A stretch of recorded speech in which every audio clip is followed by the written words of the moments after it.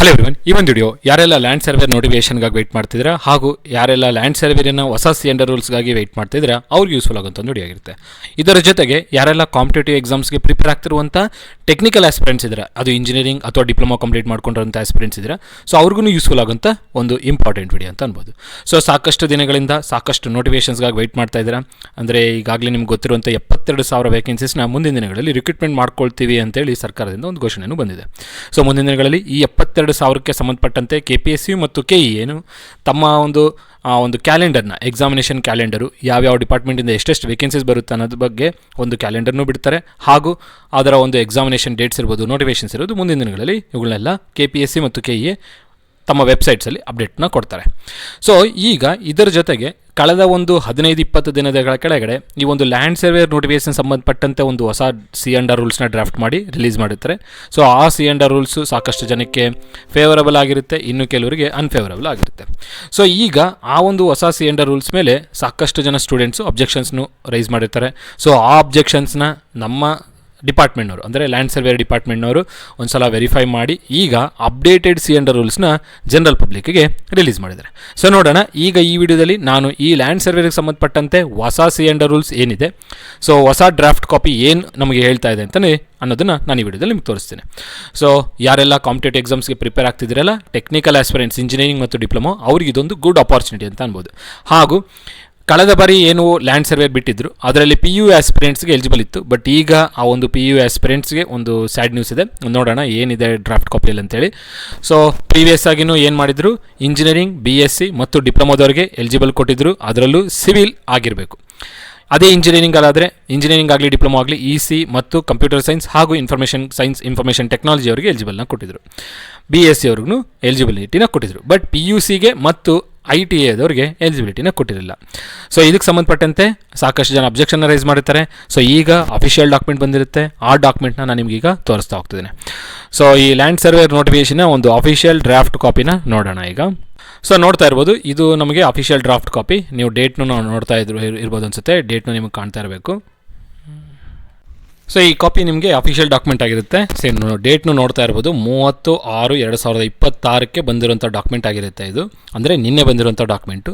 So ಇದು ಹೊಸ ಒಂದು C&R ರೂಲ್ಸ್ನ ಇನ್ಕ್ಲೂಡ್ ಮಾಡಿ ಬಿಟ್ಟಿರುವಂಥ ಡಾಕ್ಯುಮೆಂಟ್. ಸೊ ಇದರಲ್ಲಿ ನೀವು ಒಂದು ಪಾಯಿಂಟ್ನು ನೋಡ್ತಾ ಇರ್ಬೋದು. ಇಲ್ಲಿ ನೋಡಿ, 8 ಜೂನ್ 2026ಕ್ಕೆ ಏನು ಮಾಡ್ತಾರೆ, ಅಬ್ಜೆಕ್ಷನ್ಸ್ನ ಇನ್ವೈಟ್ ಮಾಡ್ತಾರೆ ಹಾಗೂ ಸಜೆಷನ್ಸ್ಗೂ ಇನ್ವೈಟ್ ಮಾಡ್ತಾರೆ ನಮ್ಮ ಜನರಲ್ ಪಬ್ಲಿಕ್ಕಿಂದ. ಸೊ ಈ ಒಂದು ನೋಟಿಫಿಕೇಷನ್ಗೆ ಎಲಿಜಿಬಲ್ ಇರುವಂಥ ಆಸ್ಪಿರೆಂಟ್ಸ್ ಕಡೆಯಿಂದ.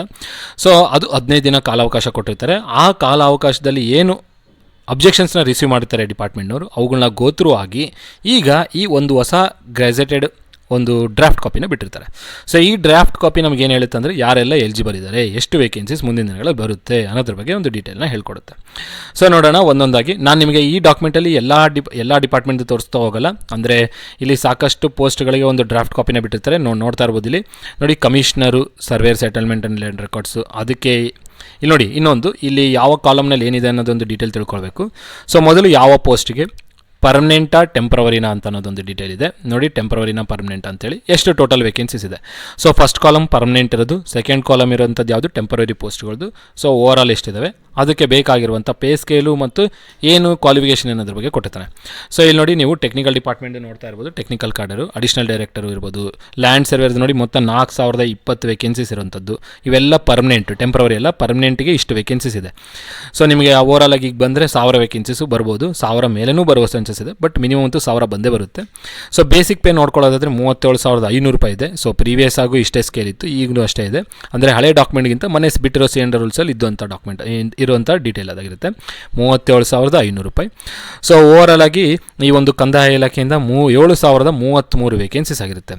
So 7,033 vacancies. ಸೊ ಈಗ ಇದರಲ್ಲಿ ಲ್ಯಾಂಡ್ ಸರ್ವೇರ್ದು ಬೇಸಿಕ್ ಪೇ ನೋಡಿದರೆ ಎಷ್ಟು ವೇಕೆನ್ಸೀಸ್ ಅಂತ ನೋಡಿದ್ದೀರಾ, ಇದು ಒಂದು ಡೀಟೇಲ್ನ ನಾವು ಎಕ್ಸ್ಟ್ರಾಕ್ಟ್ ಮಾಡ್ಕೋಬೋದು ಈ ಒಂದು ಡಾಕ್ಯುಮೆಂಟಿಂದ. ನೆಕ್ಸ್ಟ್ ಈಗ ಕ್ವಾಲಿಫಿಕೇಷನ್ ನೋಡ್ತಾ ಹೋಗೋಣ. ಸೊ ಕ್ವಾಲಿಫಿಕೇಷನ್ ಭಾಳ ಇಂಪಾರ್ಟೆಂಟು. ಸಾಕಷ್ಟು ಜನ ಈ ಒಂದು ಕ್ವಾಲಿಫಿಕೇಷನ್ಗಾಗಿಯೇ ವೆಯ್ಟ್ ಮಾಡ್ತಿದ್ದು ನೋಡಿ. ಇದೇ ಲ್ಯಾಂಡ್ ಸರ್ವೇರಲ್ಲಿ ನಮಗೆ ಸೆಕೆಂಡರಿ ಡಿವಿಷನ್ ಅಸಿಸ್ಟೆಂಟ್ SDAದು ವೇಕೆನ್ಸೀಸ್ ಇದೆ. ಸೊ ನಾನು ನಿಮಗೆ ಈಗಾಗಲೇ ಹೇಳಿದ್ದೀನಿ SDA ಮತ್ತು FDA ವೇಕೆನ್ಸೀಸ್ ಬರುತ್ತೆ ಅಂತೇಳಿ. ಸೊ ಈ ವೇಕೆನ್ಸೀಸು ಆ ಒಂದು ನೋಟಿಫಿಕೇಷನಲ್ಲಿ ಇನ್ಕ್ಲೂಡ್ ಆಗ್ಬೋದು ನೋಡಿ. FDAದು 108, SDAದು 170 ವೇಕೆನ್ಸಿ ಇರುವಂಥದ್ದು. ಸೊ ಅದೇ ಥರನೇ assistant director for land surveyor ಅದೂ ವೇಕೆನ್ಸೀಸ್ ಇದೆ. ಸೊ ಅದು ಮುಂದಿನ ದಿನಗಳಲ್ಲಿ ನಿಮ್ಗೆ ಅದರದ್ದು ಸಂಬಂಧಪಟ್ಟಂಥ ನೋಟಿಫಿಕೇಶನ್ ಬರುತ್ತೆ. ಸೊ ಯಾರೆಲ್ಲ ಸಿವಿಲ್ ಡಿಪಾರ್ಟ್ಮೆಂಟಲ್ಲಿ ಇದ್ದೀರಾ ನಿಮಗೆ ಸಂಬಂಧಪಟ್ಟಂಥ ನೋಟಿಫಿಕೇಶನ್ ಆಗಿರುತ್ತೆ ಅದು. ಸೊ ಇಲ್ಲಿ ನೋಡಿ, ಈಗ ಯಾರ್ಯಾರ್ದು ಕ್ವಾಲಿಫಿಕೇಷನ್ ಏನು, ಮೆಥಡ್ ಆಫ್ ರಿಕ್ರೂಟ್ಮೆಂಟ್ ಯಾವ ಥರ ಮಾಡ್ತಾರೆ ಅನ್ನೋ ಎಲ್ಲ ಡೀಟೇಲ್ನ ಈ ಡಾಕ್ಯುಮೆಂಟಲ್ಲಿ ಕೊಟ್ಟಿದ್ದಾರೆ. ಸೊ ನಾನು ನಿಮಗೆ ನೇರವಾಗಿ ಲ್ಯಾಂಡ್ ಸರ್ವೇರಿಗೆ ತೋರಿಸ್ತಾ ಹೋಗ್ತೀನಿ. ಇಲ್ಲಿದೆ ನೋಡಿ. ಸೊ 7ನೇ ಪಾಯಿಂಟ್ ಇದು ಲ್ಯಾಂಡ್ ಸರ್ವೇರು. ಈಗಾಗಲೇ ನಾನು ನಿಮ್ಗೆ ಹೇಳಿದಂತೆ 37,500 ರೂಪಾಯಿ ಬೇಸಿಕ್ ಪೇ ಆಗಿರುತ್ತೆ. ಮೊತ್ತ ವೇಕೆನ್ಸೀಸ್ ಪರ್ಮನೆಂಟ್ ವೇಕೆನ್ಸೀಸ್ ಎಷ್ಟು 4,020 ವೇಕೆನ್ಸೀಸ್ ಇರುತ್ತೆ ನೋಡಿ. 100% ಇದು ಡೈರೆಕ್ಟ್ ರಿಕ್ರೂಟ್ಮೆಂಟು, ಯಾವುದೇ ಥರದ ಕಾಂಟ್ರಾಕ್ಟ್ ಬೇಸಿಸ್ ಆಗಲಿ ಆ ಥರ ಏನಿರಲ್ಲ. 100% ಡೈರೆಕ್ಟ್ ರಿಕ್ರೂಟ್ಮೆಂಟು, ನಿಮ್ಗೆ ಯಾವುದೇ ಥರದ ಪ್ರಮೋಷನ್ ಬೇಸಿಸ್ ಜಾಬ್ನೂ ಅಲ್ಲ ಇದು. ಸೊ ನೇರವಾಗಿ ಜನರಲ್ ಪಬ್ಲಿಕ್ಗೆ ಎಕ್ಸಾಮ್ನ ಕಂಡಕ್ಟ್ ಮಾಡಬೇಕು, ಎಕ್ಸಾಮ್ ಮುಖಾಂತರನೇ ರಿಕ್ರೂಟ್ಮೆಂಟ್ ಮಾಡ್ಕೊಳ್ಬೇಕು, ಆ ಥರ ಮೆನ್ಷನ್ ಮಾಡಿದ್ದಾರೆ. ಅದಾದ ನಂತರ ಇಲ್ಲಿ ಕ್ವಾಲಿಫಿಕೇಷನ್ ವೆರಿ ವೆರಿ ಇಂಪಾರ್ಟೆಂಟ್. ಇಷ್ಟು ದಿನ ಎಲ್ಲರ ಮೈಂಡಲ್ಲಿ ಇದ್ದಂಥ ಕನ್ಫ್ಯೂಷನ್ ಹಾಗೂ ಡೌಟ್ ಇದೆ. ಹೊಸ CND ರೂಲ್ಸ್ಗೂ ಸಾಕಷ್ಟು ಅಬ್ಜೆಕ್ಷನ್ಸ್ ಹೋಗಿದ್ದಕ್ಕೂ ಕಾರಣ ಇದೇ ಆಗಿರುತ್ತೆ, ಏನು ಕ್ವಾಲಿಫಿಕೇಷನ್. ಸೊ ನೋಡೋಣ ಕ್ವಾಲಿಫಿಕೇಷನ್ ಫಸ್ಟ್ ಪಾಯಿಂಟ್ ಏನಿದೆ ಅಂತೇಳಿ. Must possess any bachelor degree in engineering. So ಇಂಜಿನಿಯರಿಂಗಲ್ಲಿ ಯಾವುದೇ ಬ್ರ್ಯಾಂಚ್ ಆಗಿರಲಿ, for example electrical, civil, mechanical ಮತ್ತು EEE, CES, information technology, information science, biotechnology, ಯಾವುದಾದ್ರೂ ಬ್ರಾಂಚ್ ತೊಗೊಳ್ಳಿ, ಏನು ಇಂಜಿನಿಯರಿಂಗ್ ಕಂಪ್ಲೀಟ್ ಆಗಿರಬೇಕು. ಯಾವುದೇ ಬ್ರಾಂಚಲ್ಲಾಗಲಿ ಇಂಜಿನಿಯರಿಂಗ್ ಕಂಪ್ಲೀಟ್ ಆಗಿರಬೇಕು. ಅಥವಾ ಬ್ಯಾಚುಲರ್ ಡಿಗ್ರಿ ಇನ್ ಟೆಕ್ನಾಲಜಿ ಆಗಿರಬೇಕಂದ್ರೆ ಅದೇ ನಾನು ಹೇಳ್ತಿದ್ದೀನಲ್ಲ, ಇಂಜಿನಿಯರಿಂಗ್ ಕಂಪ್ಲೀಟ್ ಆಗಿರಬೇಕು. From a recognised university established or must possess AMI. So AMI course ಮಾಡಿರೋರು ಕೂಡ ಕೆಲವರು ಕಮೆಂಟ್ ಬಾಕ್ಸಲ್ಲಿ ಡ್ರಾಪ್ ಮಾಡ್ತಿದ್ದಾರೆ, ನಮಗೆ ಯಾವ ನೋಟಿಫಿಕೇಶನ್ ಇಲ್ಲ ಅಂತೇಳಿ. Must possess AMI degree in any engineering. So AMI degree ಆಗಿತ್ತು ಯಾವುದೇ ಇಂಜಿನಿಯರಿಂಗ್ ಆ ಟೆಕ್ನಾಲಜಿನಲ್ಲಿ ಅಂದ್ರೂ ನೀವು ಎಲಿಜಿಬಲ್ ಆಗಿರ್ತಾರೆ. ಸೊ ಚೆನ್ನಾಗಿ ಕೇಳಿಸ್ಕೊಳ್ಳಿ, ಈ ವಿಡಿಯೋನ ಕಂಪ್ಲೀಟಾಗಿ ನೋಡಿ, ಯಾಕಂದರೆ ಡೀಟೇಲ್ಡಾಗಿ ಗೊತ್ತಾಗುತ್ತೆ. ಸಾಕಷ್ಟು ಜನ ಆಸ್ಪಿರೆಂಟ್ಸ್ಗೆ ಬೆನಿಫಿಟ್ ಆಗುವಂಥ ಒಂದು ರಿಕ್ರೂಟ್ಮೆಂಟ್ ಆಗಿರುತ್ತೆ, ಯಾಕಂದರೆ 1000 ವೇಕೆನ್ಸೀಸ್ ಬರುವಂಥದ್ದು. ಅದರಲ್ಲೂ ಮುಖ್ಯವಾಗಿ ಇಂಜಿನಿಯರಿಂಗ್ ಆ್ಯಂಡ್ ಡಿಪ್ಲೊಮಾ ಆಸ್ಪಿರೆಂಟ್ಸ್ ಸಾಕಷ್ಟು ನೋಟಿಫಿಕೇಷನ್ಸ್ಗೆ ವೆಯ್ಟ್ ಮಾಡ್ತಾರೆ, ಅಂದರೆ ಭಾಳಷ್ಟು ದಿನಗಳಿಂದ. ಸೊ ಇದೊಂದು ನೋಟಿಫಿಕೇಶನ್ ನಿಮ್ಗೆ ಅಪಾರ್ಚುನಿಟಿ ಇದೆ. ಅದಾಗಿನಂತ ನೋಡಿ, ಈಗ ಹೇಳಿದಂಗೆ ಇಂಜಿನಿಯರಿಂಗ್ ಯಾವುದೇ ಬ್ರಾಂಚಲ್ಲಾದರೂ ನೀವು ಇದಕ್ಕೆ ಎಲಿಜಿಬಲ್ ಇರ್ತೀರ, ಯಾವುದು ಲ್ಯಾಂಡ್ ಸರ್ವೇರ್ ನೋಟಿಫಿಕೇಷನ್ಗೆ. ನೆಕ್ಸ್ಟ್ BSc ಆಸ್ಪಿರೆಂಟ್ಸ್ ನೋಡೋದಾದರೆ, BSc mathematics, BSc in physics, BSc in computer science, BSc in information technology, ಹಾಗೂ BSc in instrumentation, BSc in electronics and communication, ಹಾಗೂ BSc ಅಗ್ರಿ ಆಗಿರೋಂಥವ್ರೂ ಇದು ಒಂದು ಗುಡ್ ಅಪಾರ್ಚುನಿಟಿ. ಸೊ ಈಗಾಗಲೇ ನಿಮ್ಗೆ ಗೊತ್ತಿರಬೇಕು, BSc ಅಗ್ರಿ ಆಗಿರೋಂಥ ಆಸ್ಪಿರೆಂಟ್ಸ್ಗೆ ಅಸಿಸ್ಟೆಂಟ್ ಅಗ್ರಿಕಲ್ಚರ್ ಆಫೀಸರ್ ಮತ್ತು ಅಗ್ರಿಕಲ್ಚರ್ ಆಫೀಸರ್ ನೋಟಿಫಿಕೇಶನ್ ಚಾಲ್ತಿಯಲ್ಲಿದೆ. ಸೊ ಅದರ ಎಕ್ಸಾಮಿನೇಷನ್ ಡೇಟನ್ನು ಅನೌನ್ಸ್ ಮಾಡಿದ್ದಾರೆ. ಸೊ ಸಾಕಷ್ಟು ಜನ ಪ್ರಿಪೇರ್ ಆಗ್ತಿದ್ದಾರೆ ಅಂತ ಅಂದ್ಕೊಂಡಿದ್ದೀನಿ. ಸೊ ಇದೇ ಸಂದರ್ಭದಲ್ಲಿ ಇನ್ನೊಂದು ನೋಟಿಫಿಕೇಶನ್ ನಿಮಗಾಗಿ ಅವಕಾಶಕ್ಕೆ ಬಂದಿದೆ ನೋಡಿ. ಸೊ ಇದನ್ನು ಬಳಕೆ ಮಾಡ್ಕೊಳ್ಳಿ. ಯಾರೆಲ್ಲ ಅಪ್ಲೈ ಮಾಡಿಲ್ಲ, ಇದಕ್ಕೂ ಅಪ್ಲೈ ಮಾಡಿ, ನೋಟಿಫಿಕೇಶನ್ ಬಂದಿದ್ದ ಕೂಡಲೇ. ಸೊ ಇಂಜಿನಿಯರಿಂಗ್ ಯಾವುದೇ ಸ್ಟ್ರೀಮ್ ಆದರೂ eligible. BSc mathematics, physics, chemistry ಇಲ್ಲ, ಮತ್ತು ಇಲ್ಲಿ BSc ಕೆಮಿಸ್ಟ್ರಿ ಇಲ್ಲ, BSc ಮ್ಯಾಥಮೆಟಿಕ್ಸ್, BSc ಫಿಸಿಕ್ಸ್ ಹಾಗೂ ಕಂಪ್ಯೂಟರ್ ಸೈನ್ಸ್, ಇನ್ಫಾರ್ಮೇಷನ್ ಟೆಕ್ನಾಲಜಿ ಮತ್ತು ಇನ್ಸ್ಟ್ರುಮೆಂಟೇಷನ್, ಎಲೆಕ್ಟ್ರಾನಿಕ್ಸ್ ಆ್ಯಂಡ್ ಕಮ್ಯುನಿಕೇಷನ್ ಹಾಗೂ ಅಗ್ರಿಕಲ್ಚರ್ ಆಗಿರೋರು ಇದಕ್ಕೆ ಎಲಿಜಿಬಲ್ ಆಗಿರುತ್ತೆ. ಸೊ BSc ಬಯೋಟೆಕ್ನಾಲಜಿ ಮತ್ತು ಇದು ಯಾವುದು BSc CBZ ಮಾಡ್ಕೊಂಡಿರ್ತಾರಲ್ಲ ಅವರು ಎಲಿಜಿಬಲ್ ಇರಲ್ಲ ಇದಕ್ಕೆ. ಸೊ ಫಿಸಿಕ್ಸ್, ಮ್ಯಾಥಮೆಟಿಕ್ಸ್ ಆಗಿರಬೇಕು ಮತ್ತು ಕಂಪ್ಯೂಟರ್ ಸೈನ್ಸ್ ಆಗಿರೋಂಥವ್ರು ಎಲಿಜಿಬಲ್ ಆಗಿರ್ತಾರೆ. ಇದು ಇನ್ BSc ಇದಾಯಿತು. ನೆಕ್ಸ್ಟ್ ಡಿಪ್ಲೊಮಾ ಹೋಲ್ಡರ್ಸ್ಗೆ ನೋಡಿ, diploma in any branch of engineering or technology. So very very very important. So diploma aspirants EC, CS, mechanical, electrical, computer science ಮತ್ತು information technology. So automobile engineering ಯಾರೆಲ್ಲ diploma complete ಮಾಡಿಕೊಂಡು government ನೋಟಿಫಿಕೇಷನ್ಸ್ಗಾಗಿ wait ಮಾಡ್ತೀರಾ ಅಥವಾ government ಜಾಬಿನ ಅಪಾರ್ಚುನಿಟಿಗಾಗಿ wait ಮಾಡ್ತೀರಾ, ಇಲ್ಲಿದೆ ನಿಮಗೆ good opportunity. So diploma complete ಆಗಿರುವಂಥ ಯಾವುದೇ ಆಸ್ಪಿರೆಂಟು ಈ ಒಂದು ನೋಟಿಫಿಕೇಷನ್ಗೆ ಅಪ್ಲೈ ಮಾಡ್ಬೋದು. ಸೊ ಈ ನೋಟಿಫಿಕೇಷನ್ ಬಂದಿದ್ದ ಕೂಡಲೇ ನಾನು ನಿಮಗೆ ಅಪ್ಡೇಟ್ನ ಕೊಡ್ತೀನಿ. ಸೊ ಯಾರೆಲ್ಲ ಈ ವಿಡಿಯೋನ ನೋಡ್ತಿದ್ದೀರಾ diploma engineering BSc aspirants, so ಆದಷ್ಟು ಬೇಗನೆ ಚಾನಲ್ಗೆ ಸಬ್ಸ್ಕ್ರೈಬ್ ಮಾಡಿ, ಯಾಕಂದರೆ ಪ್ರತಿಯೊಂದು ಅಪ್ಡೇಟ್ನ ನಾನು ನಿಮ್ಗೆ ಕೊಡ್ತಾ ಹೋಗ್ತೀನಿ. ಈ ನೋಟಿಫಿಕೇಷನ್ ಆಗಿರ್ಬೋದು, ಬೇರೆ ನೋಟಿಫಿಕೇಷನ್ಸ್ ಆಗಿರ್ಬೋದು. ಸೊ ಪ್ರತಿಯೊಂದು ಅಪ್ಡೇಟು ನಿಮಗೆ ರಿಸೀವ್ ಆಗಬೇಕಂದ್ರೆ ಚಾನಲ್ಗೆ ಸಬ್ಸ್ಕ್ರೈಬ್ ಆಗಿರಬೇಕಾಗಿರುತ್ತೆ. ಸೊ ಸಬ್ಸ್ಕ್ರೈಬ್ ಮಾಡ್ಕೊಂಡಿದ್ದೀರ ಅಂತಂದರೆ ನೋಟಿಫಿಕೇಷನ್ ಬಂದಿದ್ದ ಕೂಡಲೇ, ನಾನು ಅಪ್ಡೇಟ್ ಮಾಡಿದ ಕೂಡಲೇ ನಿಮಗೆ ನೋಟಿಫಿಕೇಷನ್ ರಿಸೀವ್ ಆಗುತ್ತೆ. ಸೊ ವೀಡಿಯೋನ ನೋಡಿಬಿಟ್ಟು ನೀವು ಇನ್ಫಾರ್ಮೇಷನ್ನ ಗ್ಯಾದರ್ ಮಾಡ್ಬೋದು. ಸೊ ಡಿಪ್ಲೊಮಾ ಕಂಪ್ಲೀಟ್ ಆಗಿರುವಂಥ ಆಸ್ಪಿರೆಂಟ್ಸ್, ಇಂಜಿನಿಯರಿಂಗ್ ಕಂಪ್ಲೀಟ್ ಆಗಿರುವಂಥ ಆಸ್ಪಿರೆಂಟ್ಸ್ ಈ ಒಂದು ನೋಟಿಫಿಕೇಷನ್ ಯೂಸ್ ಮಾಡ್ಕೊಳ್ಳಿ. ಸೊ ಇದೊಂದು ಗುಡ್ ಅಪಾರ್ಚುನಿಟಿ, ಯಾಕಂದರೆ 1-2-3 ನೋಟಿಫಿಕೇಷನ್ಸ್ ಇರುತ್ತೆ ಅಷ್ಟೇ. ಹಾಗಾಗಿ ಈ ಒಂದು ನೋಟಿಫಿಕೇಷನ್ ನಿಮ್ಮ ಅಕೌಂಟ್ಗೆ ಹಾಕ್ಕೊಳ್ಳಿ. ಸೊ ನಾನು ಈಗಾಗಲೇ ನಿಮ್ಗೆ ಹೇಳಿದ್ದೆ, ಮುಂದಿನ ದಿನಗಳಲ್ಲಿ ಈ ಥರ ನೋಟಿಫಿಕೇಷನ್ಸ್ ಬರ್ಬೋದು ಅಂತೇಳಿ. ಕಂಪಲ್ಸರಿ ಬರುವಂಥ ನೋಟಿಫಿಕೇಷನ್ಸ್ ಇದು ಒಂದಾಗಿತ್ತು. ಸೊ ಆ ನೋಟಿಫಿಕೇಷನ್ಸಲ್ಲಿ ಈ ಒಂದು ನೋಟಿಫಿಕೇಷನ್ ಡೀಟೇಲ್ನ ನಿಮ್ಗೆ ಕೊಟ್ಟಿದ್ದೀನಿ. ಸೊ ರೀಸೆಂಟಾಗಿ ಕೊಟ್ಟಿರೋ ಎಲಿಜಿಬಿಲಿಟಿಗಿಂತ ಈ ಸಲ ಕೊಟ್ಟಿರೋ ಎಲಿಜಿಬಿಲಿಟಿ ಇನ್ನೂ ಚೆನ್ನಾಗಿದೆ. ಬಟ್ ಇಲ್ಲಿ ಡಿಸ್ಅಡ್ವಾಂಟೇಜ್ ಏನಂದರೆ, ನಾನು ನಿಮ್ಗೆ ಈಗಾಗಲೇ ವಿಡಿಯೋಗಿಂತ ಎಂಟ್ರೆನ್ಸಲ್ಲೇ ಹೇಳಿದೆ. ಸೊ PUC ಆಸ್ಪಿರೆಂಟ್ಸು ಇಲ್ಲಿ ಎಲಿಜಿಬಲ್ ಇಲ್ಲ, IT ಆಸ್ಪಿರೆಂಟ್ಸ್ಗೆ ಎಲಿಜಿಬಲ್ ಇಲ್ಲ ಇಲ್ಲಿ. ಸೊ ಇದನ್ನೊಂದು ರಿಮೂವ್ ಮಾಡಿದ್ದಾರೆ. ಸೊ PU ಆಸ್ಪಿರೆಂಟ್ಸ್ ಯಾರೆಲ್ಲ ಪ್ರೀವಿಯಸ್ಸಾಗಿ ಅಪ್ಲೈ ಮಾಡಿ ಪ್ರಿಪೇರ್ ಆಗ್ತಾಯಿದ್ರ, ಈಗ ನಿಮಗೆ ಎಲಿಜಿಬಿಲಿಟಿನ ತೆಗೆದಾಕಿದ್ದಾರೆ. ಸೊ ಇದೊಂದು ಬೇಜಾರ ವಿಚಾರ. ಸೊ ಆದ್ರೂ ನಿಮಗೆ ನೋಟಿಫಿಕೇಷನ್ಸ್ ಮುಂದೆ ಬರುತ್ತೆ. SDA ಇದೆ, FDA ಇದೆ, ವಿಲೇಜ್ ಅಕೌಂಟೆಂಟ್ ಇದೆ, ಸಾಕಷ್ಟು ನೋಟಿಫಿಕೇಷನ್ಸ್ ಇದೆ. ಚೆನ್ನಾಗಿ ಪ್ರಿಪೇರ್ ಆಗಿ.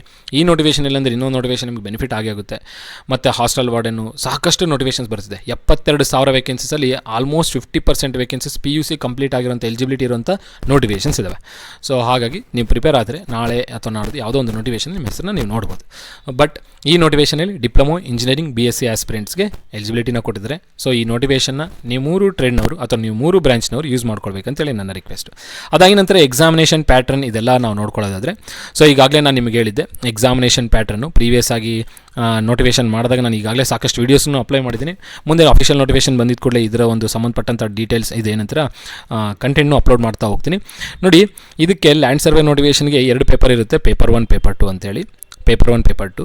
ಸೊ ಇಲ್ಲಿ ಎಲಿಜಿಬಿಲಿಟಿ ಯಾರ್ಯಾರು ಕೊಟ್ಟಿದ್ದಾರೆ, diploma engineering and BSc. So ಹಾಗಾಗಿ ಪ್ರೀವಿಯಸ್ ಆಗಿ ಏನು ಎಕ್ಸಾಮ್ ಫಾರ್ಮೇಟ್ ಇತ್ತು ಅದೇ ಎಕ್ಸಾಮ್ ಫಾರ್ಮೇಟ್ನೇ ಕಂಟಿನ್ಯೂ ಮಾಡ್ಕೊಳ್ತಾರೆ. ಯಾಕಂದರೆ ಇಲ್ಲಿ ಎಲೆಕ್ಟ್ರಿಕಲ್ ಅವರಿದೆ, EC ಅವರಿದ್ದಾರೆ, ಮೆಕ್ಯಾನಿಕಲ್ ಅವರಿದೆ, ಇನ್ಫಾರ್ಮೇಷನ್ ಸೈನ್ಸ್ ಅವರಿದ್ದಾರೆ, ಸರ್ವೇಯಿಂಗ್ ಆ ಥರ ಸಬ್ಜೆಕ್ಟ್ನೆಲ್ಲ ತರೋದಕ್ಕಾಗಲ್ಲ. ಸೊ ಹಾಗಾಗಿ ಪ್ರೀವಿಯಸ್ ಆಗಿ ಏನು ಸಿಲೆಬಸ್ ಇತ್ತು ಅದೇ ಸಿಲೆಬಸ್ನೇ ಕಂಟಿನ್ಯೂ ಮಾಡ್ಕೊಳ್ತಾರೆ.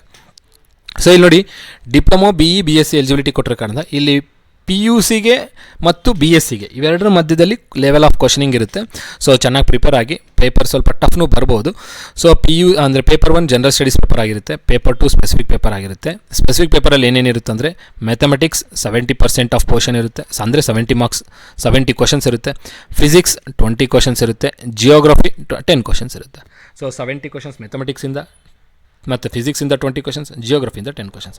ಜನರಲ್ ಸ್ಟಡೀಸ್ ಪೇಪರಲ್ಲಿ ನಿಮಗೆಲ್ಲರೂ ಗೊತ್ತಿರೋಂಥ ಹ್ಯುಮ್ಯಾನಿಟೀಸ್ ಇರುತ್ತೆ, like history, geography, polity, economy, art and culture, science and technology ಎಲ್ಲ ಸಬ್ಜೆಕ್ಟ್ಸ್ ಇರುತ್ತೆ. ಸೊ ಈ ಪೇಪರ್ಗೆ 120 ನಿಮಿಷ, ಈ ಪೇಪರ್ಗೆ 90 ನಿಮಿಷ ಇರುತ್ತೆ. ಯಾಕಂದರೆ ಸ್ಪೆಸಿಫಿಕ್ ಪೇಪರು. ನೆಗೆಟಿವ್ ಮಾರ್ಕಿಂಗ್ ಎಷ್ಟಿರುತ್ತೆ ಅಂದರೆ 1/4 ಇರುತ್ತೆ. ನಿಮಗೆಲ್ಲರೂ ಗೊತ್ತಿರುವಂಥ KPSC ಸ್ಟ್ಯಾಂಡರ್ಡ್ಸ್ ಇದು. ಬಟ್ ಆದರೆ ಈಗ ಈ ನೋಟಿಫಿಕೇಷನ್ ಯಾರಿಂದ ಬರುತ್ತೆ ಅನ್ನೋದ್ರ ಬಗ್ಗೆ ಒಂದು ಕ್ವಶನ್ ಆಗುತ್ತೆ. ಸೊ ನೋಡಿ, ನನಗೆ ಬಂದಿರುವಂಥ ಮಾಹಿತಿ ಪ್ರಕಾರ, ನಾನು ಗ್ಯಾದರ್ ಮಾಡಿರೋಂಥ ಇನ್ಫಾರ್ಮೇಷನ್ ಪ್ರಕಾರ ಈ ನೋಟಿಫಿಕೇಷನ್ KE ಗೋಲ್ಡಲ್ಲಿದೆ. ಸೊ KEಗೆ ಹೋಗೋ ಚಾನ್ಸಸ್ ಜಾಸ್ತಿ ಇದೆ. 95% KEಗೆ ಹೋಗೋವಂಥ ಚಾನ್ಸಸ್ ಜಾಸ್ತಿ ಇರೋ ಕಾರಣ. ಸೊ ಯಾರೇ ಮಾಡಲಿ, ನೋಟಿಫಿಕೇಷನ್ ಇರುತ್ತೆ, ಸಿಲೆಬಸ್ ಇರುತ್ತೆ, ಪ್ರಿಪೇರ್ ಆಗಿ. ನೀವು ಪ್ರಿಪೇರ್ ಆಗಿದ್ರೆ ಮಾಡಿದ್ರೆ ಯಾರು ಮಾಡಿದ್ರೇನು ಒಂದು ಮಾತ್ರ ನಿಮಗೆ ಅಡ್ವಾಂಟೇಜ್ ಆಗ್ಬೋದು. KE ಮಾಡಿದ್ರೆ ಸ್ವಲ್ಪ ಪ್ರಾಸೆಸ್ಸು ಬೇಗನೆ ಎಂಡ್ ಆಗುತ್ತೆ. KPSC ಮಾಡಿದ್ರೆ ಸ್ವಲ್ಪ ಲೇಟ್ ಮಾಡ್ತಾರೆ. ಬಟ್ ನೋಡೋಣ, ಮುಂದಿನ ದಿನಗಳಲ್ಲಿ ಯಾರು ನೋಟಿಫಿಕೇಷನ್ ಇಶ್ಯೂ ಮಾಡ್ತಾರೆ ಅದೇ ಎಕ್ಸಾಮಿನೇಷನ್ ಅಥಾರಿಟಿ ಆಗಿರುತ್ತೆ. ಸೊ ಇದು KEಗೆ ಹೋದರೆ ಬೆಸ್ಟ್ ಅಂತ ನಾನು ವಿಶ್ ಮಾಡ್ತೀನಿ. ಸೊ ನೋಡೋಣ, ಮುಂದಿನ ದಿನಗಳಲ್ಲಿ ಯಾರು ನೋಟಿಫಿಕೇಷನ್ ಇಶ್ಯೂ ಮಾಡ್ತಾರೆ, ಎಕ್ಸಾಮ್ನ ಕಂಡಕ್ಟ್ ಮಾಡ್ತಾರೆ ಅಂತೇಳಿ ನಾನು ನಿಮ್ಗೆ ಅಪ್ಡೇಟ್ನ ಕೊಡ್ತೀನಿ. ಸೊ ಈಗ ಸದ್ಯಕ್ಕೆ ನೋಟಿಫಿಕೇಷನ್ ಇರುವಂಥ ಬದಲಾವಣೆಗಳೇನಂತೇಳಿ ಈ ವಿಡಿಯೋದಲ್ಲಿ ಹೇಳಬೇಕಾಯಿತು, ಹೇಳಿದ್ದೀನಿ ಅಂತ ಅಂದ್ಕೊಂಡಿದ್ದೀನಿ. ಸೊ ಈ ವಿಡಿಯೋ ಯಾರೆಲ್ಲ ನೋಡ್ತಾ ಇದ್ದೀರಾ, ಈ ವಿಡಿಯೋದಲ್ಲಿ ಕೊಟ್ಟಿರೋಂಥ ಮಾಹಿತಿ ನಿಮಗೆ ಇನ್ಫಾರ್ಮೇಟಿವ್ ಅನ್ಸಂದರೆ ವಿಡಿಯೋನ ಲೈಕ್ ಮಾಡಿ, ಚಾನಲ್ಗೆ ಸಬ್ಸ್ಕ್ರೈಬ್ ಮಾಡಿ, ಹಾಗೂ ನಿಮ್ಮ ಫ್ರೆಂಡ್ ಜೊತೆಗೂ ಶೇರ್ ಮಾಡಿ. ಸೊ ಈ ನೋಟಿಫಿಕೇಷನ್ ಎಲ್ಲರಿಗೂ ದೊಡ್ಡ ಆಪರ್ಚುನಿಟಿ, ಬಿಡಕ್ಕೆ ಹೋಗಬೇಡಿ, ಚೆನ್ನಾಗಿ ಪ್ರಿಪೇರ್ ಆಗಿ ಯುಟಿಲೈಸೇಷನ್ ಮಾಡ್ಕೊಳ್ಳಿ ಬಂದಿರೋಂಥ ಆಪರ್ಚುನಿಟಿನ. ಸೊ ಏನೇ ಡೀಟೇಲ್ಸ್, ಏನೇ ಡೌಟ್ಸ್ ಇತ್ತು ಅಂತಂದರೆ ಕಮೆಂಟ್ ಬಾಕ್ಸಲ್ಲಿ ಡ್ರಾಪ್ ಮಾಡಿ, ಕಮೆಂಟ್ನ ನೋಡ್ಕೊಂಡು ನಾನು ನಿಮಗೆ ರಿಪ್ಲೈ ಕೊಡ್ತೀನಿ. ಸೊ ಲ್ಯಾಂಡ್ ಸರ್ವೆಗೆ ಸಂಬಂಧಪಟ್ಟಂತೆ ಈಗಾಗಲೇ ನಮ್ಮ ಕಡೆಯಿಂದ ಕೋರ್ಸ್ನೂ ಇದೆ. ಸೊ ಯಾರೆಲ್ಲ ಈ ಲ್ಯಾಂಡ್ ಸರ್ವೆ ನೋಟಿಫಿಕೇಷನ್ಗೆ ಪ್ರಿಪೇರ್ ಆಗಬೇಕು ಅಂತ ಅಂದ್ಕೊಂಡಿದ್ರೆ ನೀವು ಕೋರ್ಸ್ಗಾಗಿಯೂ ನಮಗೆ ಕಾಂಟ್ಯಾಕ್ಟ್ ಮಾಡ್ಬೋದು. ಕೋರ್ಸ್ ಡೀಟೇಲ್ಸ್ ಪಡೆಯೋದಕ್ಕೆ ಈ ಒಂದು ಪರ್ಟಿಕ್ಯುಲರ್ ನಂಬರ್ಗೆ ನೀವು ಕಾಂಟ್ಯಾಕ್ಟ್ ಮಾಡಬೇಕಾಗುತ್ತೆ. 8861 40 5848. ಸೊ ಕೋರ್ಸಿನ ಡೀಟೇಲ್ ಏನೇ ಬೇಕಿತ್ತು ಅಂದ್ರೂ, ಅಥವಾ ಈ ಒಂದು ನೋಟಿಫಿಕೇಷನ್ ಸಂಬಂಧಪಟ್ಟಂತೆ ಏನೇ ಡೌಟ್ ಇತ್ತು ಅಂದರೂ ಈ ಒಂದು ನಮ್ಮ ಪರ್ಟಿಕ್ಯುಲರ್ ನಂಬರ್ಗೆ ಟೆಕ್ಸ್ಟ್ ಮಾಡಿ ಅವ್ರು ನಿಮಗೆ ಕಾಂಟ್ಯಾಕ್ಟ್ ಮಾಡಿಬಿಟ್ಟು ಡೀಟೇಲ್ಸ್ನ ತಿಳಿಸ್ಕೊಡ್ತಾರೆ. ಸೊ ಮತ್ತೊಮ್ಮೆ ಹೇಳ್ತಾ ಇದ್ದೀನಿ ನೋಡಿ, 8861 40 5848, 8861 40 5848. ಸೊ ಕೋರ್ಸಿನ ಡೀಟೇಲ್ಸ್, ಲ್ಯಾಂಡ್ ಸರ್ವೆಗೆ ಸಂಬಂಧಪಟ್ಟಂಥ ಕೋರ್ಸಿನ ಡೀಟೇಲ್ಸ್ ಆಗಿರ್ಬೋದು, ಈ ಒಂದು ಪರ್ಟಿಕ್ಯುಲರ್ ನಂಬರ್ಗೆ ಕಾಂಟ್ಯಾಕ್ಟ್ ಮಾಡಿದ್ರೆ ಆ ಒಂದು ಕೋರ್ಸಿನ ಡೀಟೇಲ್ ನಿಮಗೆ ಕೊಡ್ತಾರೆ. ಸೊ ಇಷ್ಟೇ ಹೇಳ್ತಾ ಈ ವಿಡಿಯೋನ ಏನು ಮಾಡ್ತೀನಿ, ಮತ್ತೊಮ್ಮೆ ಹೇಳ್ತೀನಿ, ಈ ವಿಡಿಯೋ ಇಷ್ಟ ಆದರೆ ಲೈಕ್ ಮಾಡಿ, ಇನ್ಫಾರ್ಮೇಟಿವ್ ಅನಿಸ್ತು ಅಂದರೆ, ಹಾಗೂ ನಿಮ್ಮ ಚಾನಲ್ಗೆ ಸಬ್ಸ್ಕ್ರೈಬ್ ಮಾಡಿ, ಹಾಗೂ ನಿಮ್ಮ ಫ್ರೆಂಡ್ ಜೊತೆಗೂ ಶೇರ್ ಮಾಡಿ. ಇಷ್ಟು ಹೇಳ್ತಾ ವಿಡಿಯೋ ಏನು ಮಾಡೋಣ. ಎಲ್ಲರಿಗೂ ಧನ್ಯವಾದಗಳು. Have A nice day.